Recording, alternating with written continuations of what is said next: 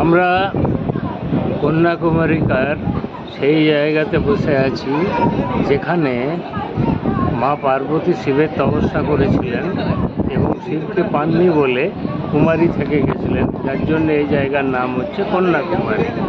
আর এইখানেই স্বামী বিবেকানন্দ মেডিটেশন করেছিলেন একটি রকের উপরে, সেইটি ওখানে রাখা আছে।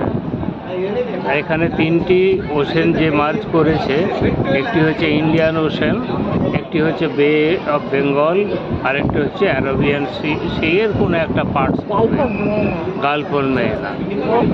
আমরা আজকে এখানে বিকালে পৌঁছেছি, আর এখানে আমরা এই সমস্ত জিনিসপত্র দেখলাম।